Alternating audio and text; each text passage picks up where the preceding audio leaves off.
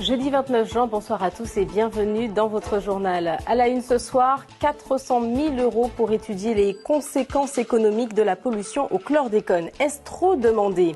La requête a été soumise aujourd'hui en séance plénière à la CTM.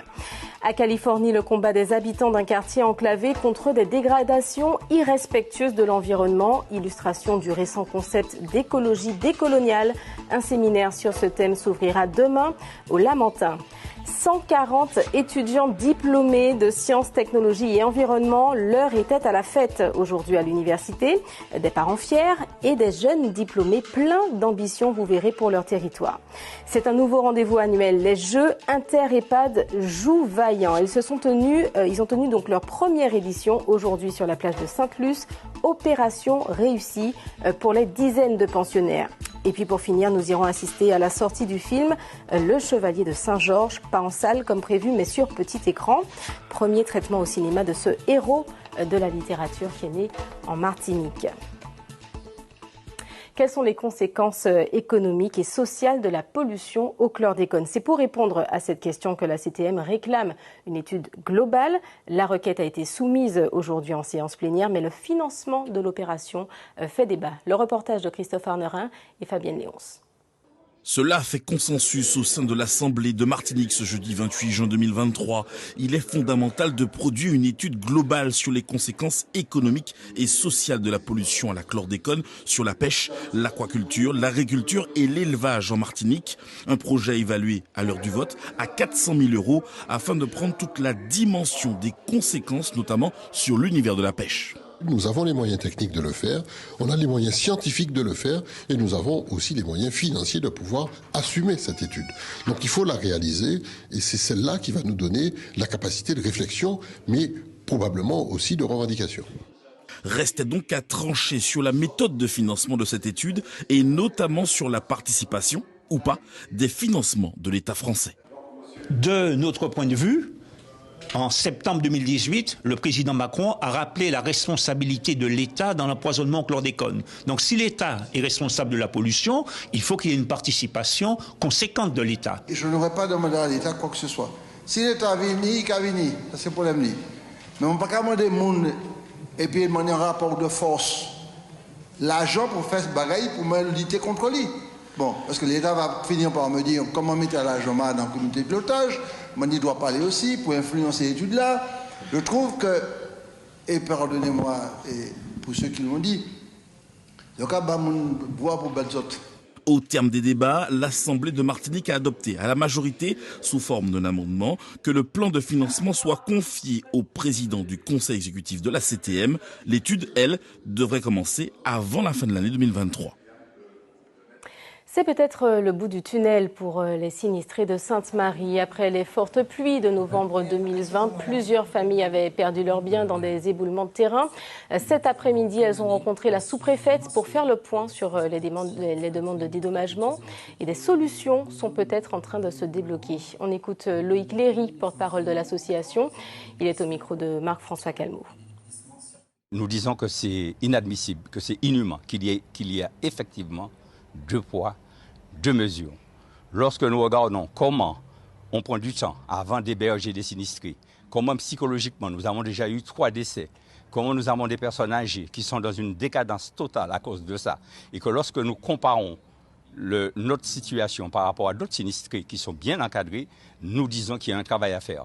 Et c'est pour cela que je ne me pointe pas du doigt nos politiques, mais que je leur dis que le moment est arrivé pour qu'ils puissent prendre leurs responsabilités afin que le peuple martiniquais soit respecté, afin que, alors qu'on prédit que la Martinique est en train de glisser, il faut qu'ils frappent très fort à la porte de l'État français pour leur demander de respecter le peuple martiniquais, de telle sorte que lorsque nous avons un sinistre et que notamment nous sommes assurés que nous soyons pris en charge de manière rapide.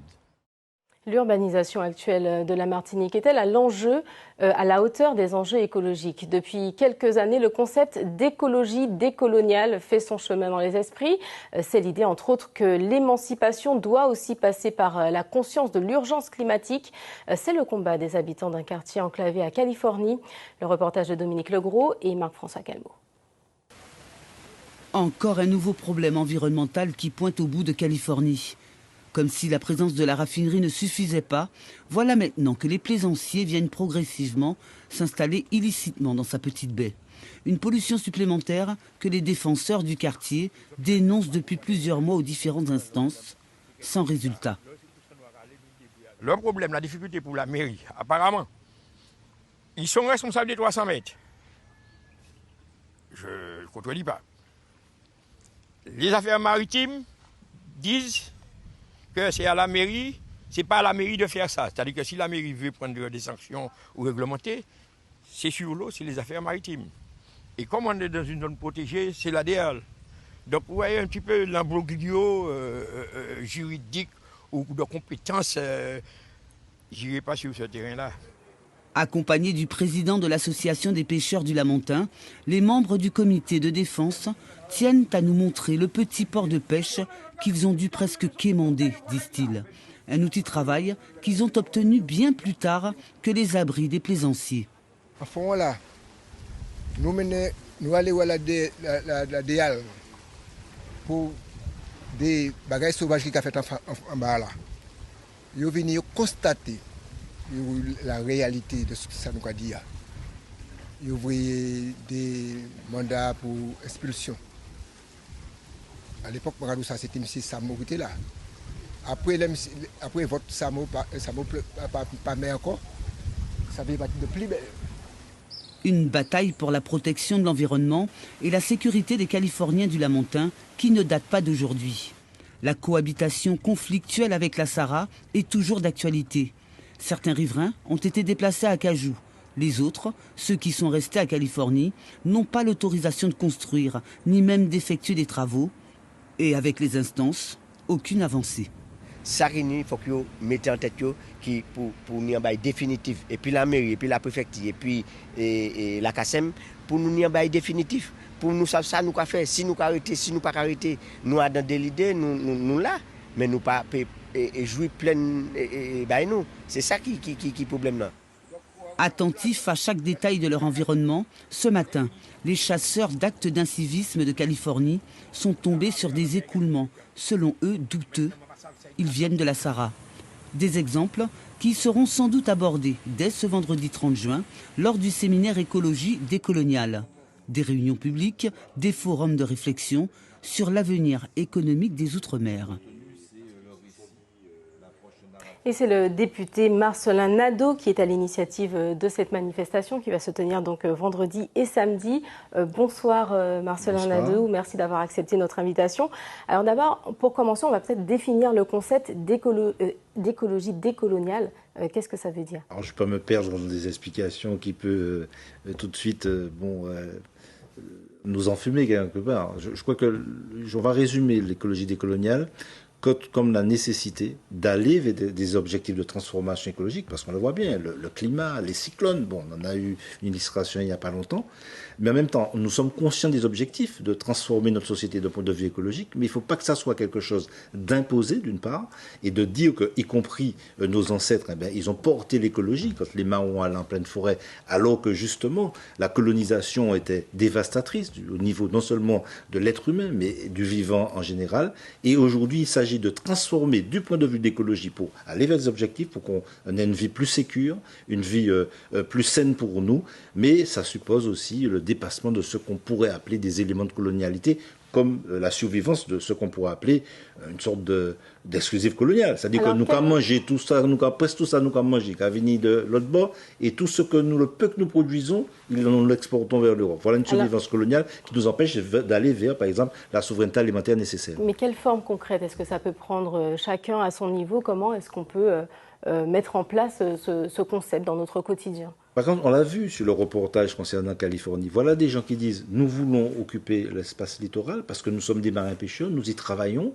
Nous voulons garantir que notre sécurité soit garantie par rapport à une installation qui est la Sahara, donc on nous respecte. Et nous veillons justement à ce que le littoral ne sera pas saccagé par des constructions et par des pollutions. Et nous sommes dans une démarche participative. Nous disons ce que nous voulons. Je crois que ça, c'est une démarche exemplaire. Les autres exemples que nous pouvons prendre, lorsqu'il y a eu au Prêcheur, par exemple, un projet de, comme on dit, de recomposition urbaine, le fait qu'on va déplacer des populations vers les mondes, mais les gens ont appris à vivre, par exemple, avec les risques, à vivre avec leur réalité.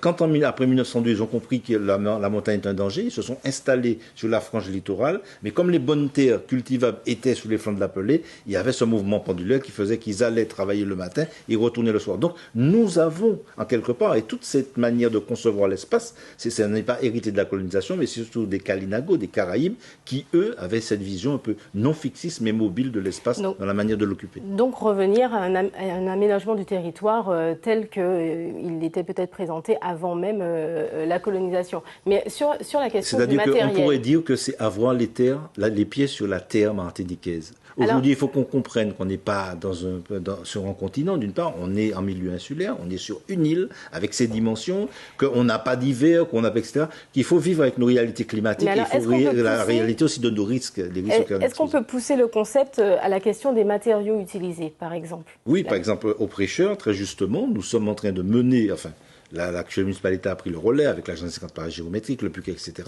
Une expérience qu'on appelle OFROM, Opération Programmée de l'Habitat Renouvelant Outre-mer, où on met l'accent sur comment utiliser les matériaux que nous trouvons dans notre environnement. Pourquoi? Parce que nous dépendons de l'extérieur pour nos constructions. Nous importons des matériaux avec un bilan carbone catastrophique. C'est pas utopique d'imaginer qu'aujourd'hui nous pouvons être autosuffisants. Il n'y a rien d'utopique. Comme disaient les jeunes qui ont mené l'étude au Prêcheur, au contraire, nous faisons de la cytopie. L'utopie n'est pas interdite. Il y a des utopies refondatrices, comme dirait le poète. Mais en plus, ce qui se mène au Prêcheur, c'est très réaliste. C'est de dire on n'a pas besoin d'aller à des kilomètres chercher les matériaux avec lesquels nous allons construire nos maisons, ou ni bambou. On a la terre avec laquelle on peut faire des briques compressées.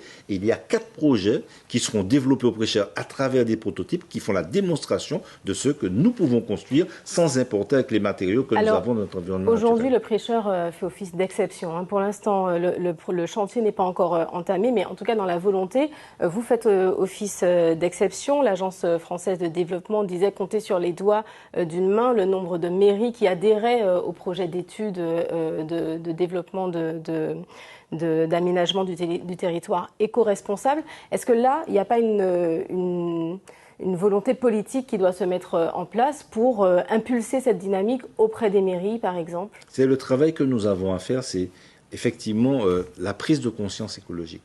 On peut penser, c'est vrai que nous sommes, assaillis de tout un tas de problèmes, la vie chère, la question des transports, la question des mobilités, la question du chômage, bref. Après, donc on a tendance à hiérarchiser les problématiques. Et nous sommes toujours dans l'urgence et dans l'immédiateté. Mais il faut dire aux gens que demain matin, c'est Jodia. C'est-à-dire que si nous n'y prenons garde... Est-ce que vous ne pouvez pas mettre en place un arsenal législatif? Oui, mais c'est ce que nous faisons. Quand nous disons, moi, je ne suis pas seul au monde, je veux réfléchir avec d'autres. Et quand nous faisons ce type de séminaire, d'ailleurs à la demande d'amis français, des écologistes français qui ont lancé la conférence de Cluny, quand nous faisons ce séminaire, c'est pour réfléchir avec d'autres, notamment des sachants, comme Malcolm Ferdinand, Erwan Molinier, Fred Reynaud, etc. Nous les appelons à nous aider à réfléchir pour après faire des propositions concrètes. Il ne s'agit pas de réfléchir pour réfléchir, mais faire réfléchir pour que cette réflexion débouche sur des propositions concrètes, notamment législatives. Le séminaire qui va se dérouler qui commence à Sainte-Anne demain matin. On sera à Californie demain après-midi à la mairie du Lamentin à 18h30 le soir et le samedi pendant toute la journée nous serons au Prêcheur. Voilà pour le programme. Merci beaucoup Marcelin Nadeau d'avoir accepté notre invitation. Merci, c'est moi. Dans le reste de l'actualité, c'était jour de fête aujourd'hui à l'Université des Sciences, Technologies et Environnement. 140 étudiants ont reçu leur diplôme. Entre cris de joie et projets plein la tête pour le développement de la Martinique. Tout cela, bien sûr, sous le regard des parents heureux et fiers. Reportage d'Irène Monide et Marc Balsa. Un lancer de chapeau façon université américaine pour récompenser leur parcours scientifique, licence et master. Ce 29 juin est donc jour de fête pour 140 nouveaux diplômés. Licence physique-chimie et Madame Cadet Martineau. Félicitations. Je prévois de poursuivre un master MEF, master des métiers de l'éducation, de l'enseignement et de la formation, dans le but de valider une agrégation. Gwenaëlle, en maîtresse de cérémonie, ne cache pas sa joie. Des questions très faciles pour amuser la galerie. Je suis diplômée, oui, je suis contente. On a galéré. En fait, lors de ma remise de diplôme en L3, j'étais la seule à venir avec un chapeau, avec une copine à moi. Et le doyen, il a aimé l'idée. Et depuis ce jour-là, on fait un atelier de confection des chapeaux. Comme vous avez pu le voir, chaque étudiant a son propre chapeau. Des parcours jonchés d'embûches, la crise sanitaire et son lot de désagréments a laissé des traces. La vie d'étudiant est loin d'être tous les jours rose bonbon. On est contente aujourd'hui. Oui, très contente. C'est un grand défi pour moi d'avoir réussi cette licence plus tôt. En 2020, j'ai fait une immersion en français sur le campus en fait, avec le programme Élan. Et puis j'ai commencé ma licence en septembre 2020. J'aimerais être ingénieure biomédicale, mais je prends mon temps, je commence avec les sciences de la vie et puis je vais m'intégrer dans ce parcours, ce projet de travail, carrière. Cette année, je suis arrivé de la Côte d'Ivoire. J'ai intégré la formation licence de mathématiques ici à Martinique. À vrai dire, je ne savais pas que j'allais être major de promotion, mais bon, avec les encadreurs qu'on a eus, les responsables du département, voilà, la qualité des cours dispensés a fait que j'ai été major de promotion. Ça a été difficile au départ? Oui, au départ, ça a été très difficile vu qu'on vient de l'extérieur et tout, il fallait s'intégrer dans l'île. Des scientifiques très au fait de l'actualité, sargasses, brume de sable ou encore chlordécone, pour des recherches plus approfondies l'année prochaine.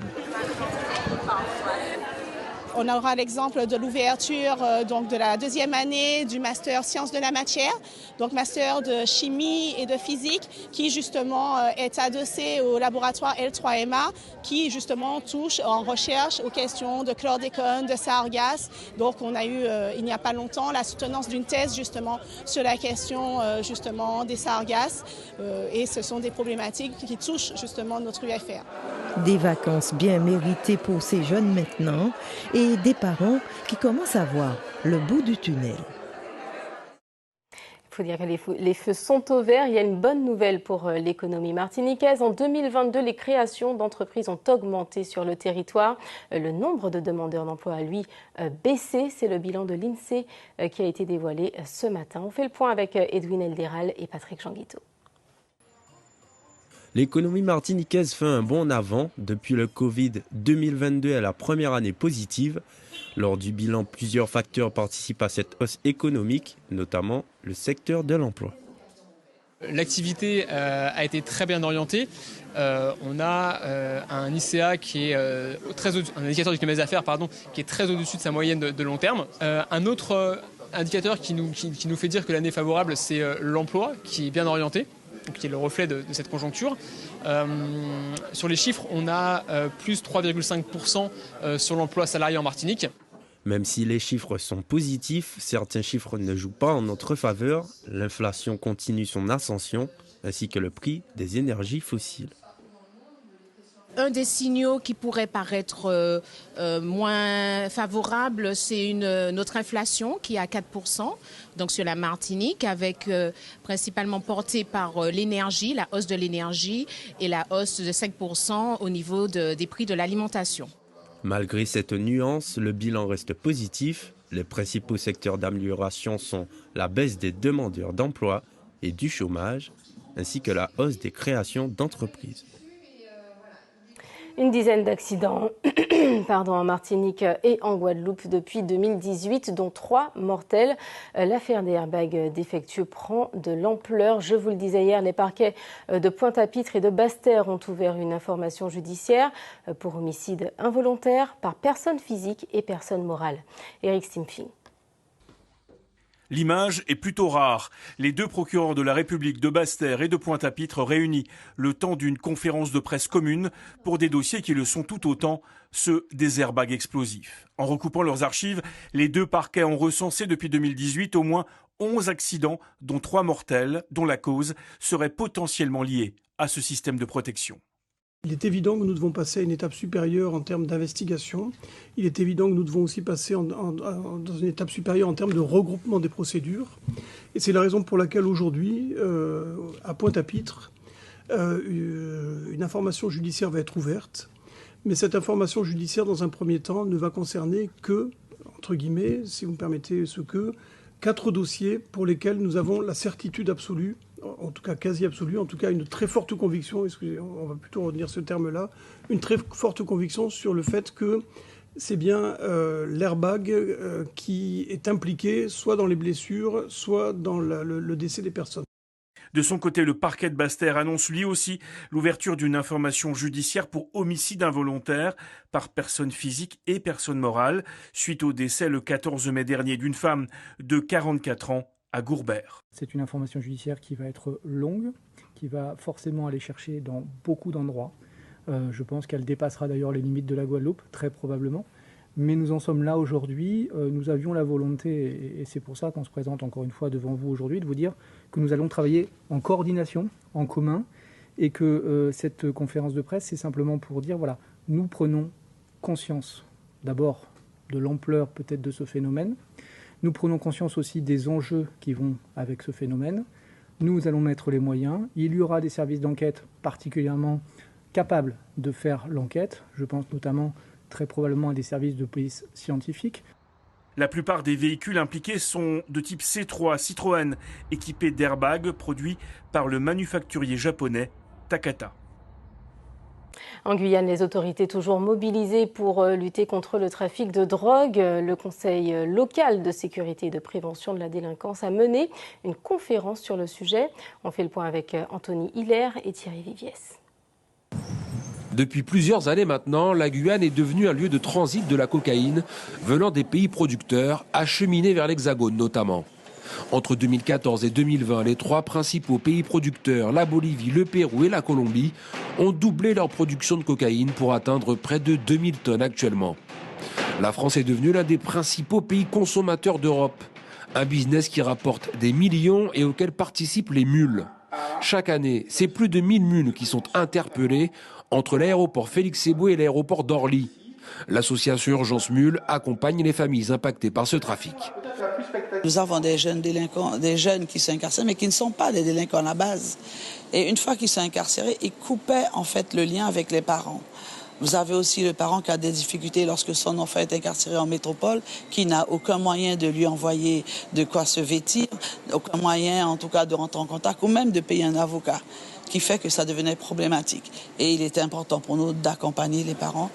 Entre février et mars 2022, les trafiquants et transporteurs de cocaïne passés en comparution immédiate venaient principalement de Saint-Laurent-du-Maroni, 26%, Cayenne, 20% et Kourou, 16%.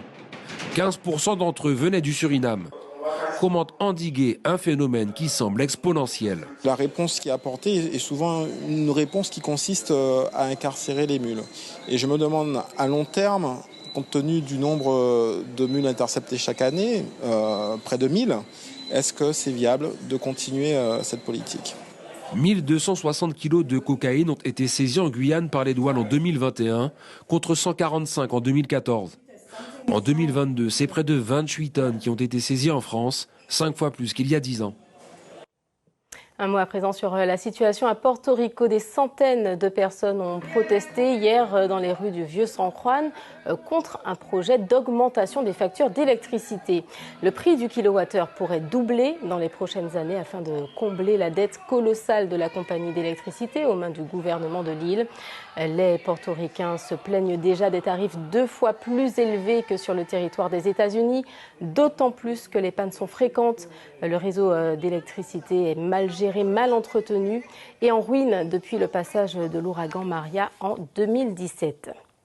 En football, à présent, la Gold Cup se poursuit. À Miami, la Martinique se prépare à affronter le Panama. Ce sera demain. La stratégie d'entraînement, récupération maximale. L'adversaire est de taille et les hommes de Marc Colla entendent bien l'emporter une nouvelle fois. On écoute un mot de l'entraîneur. On sait que On va jouer contre la meilleure équipe du groupe, le Panama, qui est une équipe qui monte en ce moment. Ils viennent de battre quand même le Costa Rica 3 fois de suite. Donc ça dit un petit peu le niveau de cette équipe. Et ne pas oublier que le Costa Rica était à la Coupe du Monde, à la dernière Coupe du Monde. Donc on sait que ça va être un match très, très compliqué, mais on va jouer sur, je dirais, un petit peu la vivacité et puis la fraîcheur de joueurs qui n'ont pas évolué pour l'instant. Voilà pour ce match à suivre en direct sur vos antennes télé et radio demain à partir de 18h30. Pour certains, l'enjeu est de gagner, pour d'autres, c'est de participer. La première édition des Jeux Inter-EHPAD Tout Joue Vaillant s'est déroulée aujourd'hui sur la plage de Corps-de-Garde à Sainte-Luce. Les activités sont axées sur le partage, la convivialité, un véritable bol d'air pour tous les résidents. Le reportage de Raphaël Luce et Eddie Belrose. T-shirt enfilé, chaussures aux pieds. Ils sont plus d'une trentaine d'aînés prêts à se dépenser. Sous un beau soleil lucéen, 4 ateliers sportifs sont au menu ce matin. Tournoi de basket, jeux d'équilibre, bowling, ainsi qu'une course d'endurance. C'est une merveilleuse chose, ça nous permet de nous dégourdir, d'être à l'air, on respire, on est libre de nos mouvements. Allez, on continue. Encadrés par des professionnels, les athlètes du jour s'affrontent dans un esprit amical, tout en gardant une certaine compétitivité.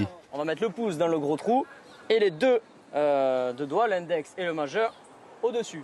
Et le but, c'est de lancer la boule et de faire tomber le maximum de quilles. Okay, on propose aussi des jeux, mais toujours avec un petit objectif derrière, c'est de progresser, je sais pas, soit en endurance, soit en force musculaire, en capacité cardio-respiratoire, etc. Et aujourd'hui, voilà, c'est vraiment le côté ludique qui ressort, de s'amuser, etc. Souvent isolés, ces résidents de 4 EHPAD prennent l'air, dans la joie et la bonne humeur.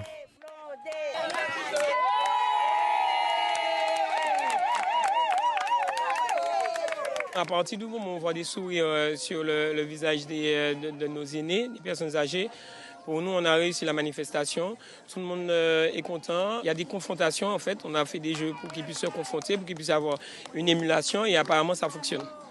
Après l'effort, le réconfort. Les participants se jettent à l'eau pour une baignade bien méritée, qui clôture cette belle matinée sportive. Et on termine avec une sortie moins théâtrale que prévu pour Le Chevalier de Saint-Georges. Le film devait sortir sur grand écran. Il sera finalement diffusé sur une plateforme en France. Et c'est un réalisateur américain qui raconte l'itinéraire de ce héros né à Baïf, en Guadeloupe. Il était bel homme, grand, athlétique, escrimeur hors pair et surtout violoniste accompli. Mais né esclave en France au temps des Lumières.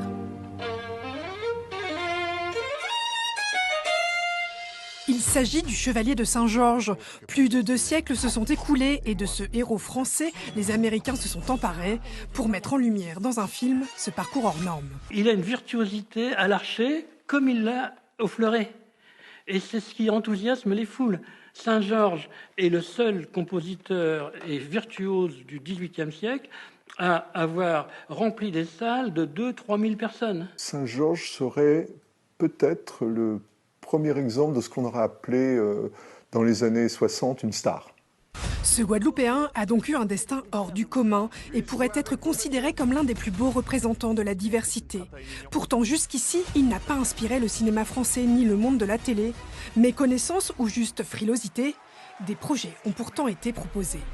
On m'a dit que le personnage n'avait pas assez de panache, qu'il n'avait pas fait de choses assez forte et assez emblématique, comme quelqu'un comme Toussaint Louverture, par exemple, ou comme Joséphine Baker, qui, elle, s'était engagée justement en tant qu'espionne. On aurait aimé le voir à Cannes, comme on a vu Jeanne du Barry.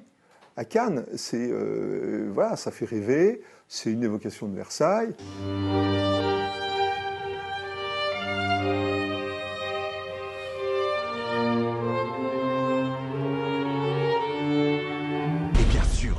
Sera spectaculaire. Osez. Compositeur de génie, pourtant méconnu en France hexagonale, alors qu'il est cité chez Balzac ou encore Alexandre Dumas. Presque 300 œuvres à son répertoire, mais aucun orchestre ne porte actuellement son nom dans l'Hexagone. En cause notamment le contexte historique. Le chevalier est contemporain de la Révolution française et décède juste avant que Bonaparte ne devienne premier consul. Dès son arrivée au pouvoir, Napoléon rétablit l'esclavage. À ce moment-là, il est hors de question qu'on puisse admettre qu'un noir ait pu composer de la musique comparable à celle de Mozart et de Haydn. L'œuvre de Saint-Georges est jetée aux oubliettes. L'univers du chevalier commencerait, cela dit, à donner quelques idées.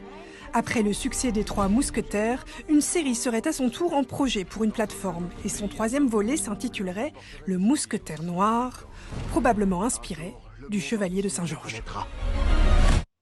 Et voilà, c'est la fin de votre journal local. Je vous en rappelle le titre principal, 400 000 € pour financer une étude sur les conséquences économiques de la pollution au chlordécone. C'est le coût annoncé aujourd'hui en séance plénière de la CTM. Le projet suscite l'enthousiasme, mais il faudra trouver les financements. Voilà pour l'actualité locale. À tout de suite pour votre journal national et international.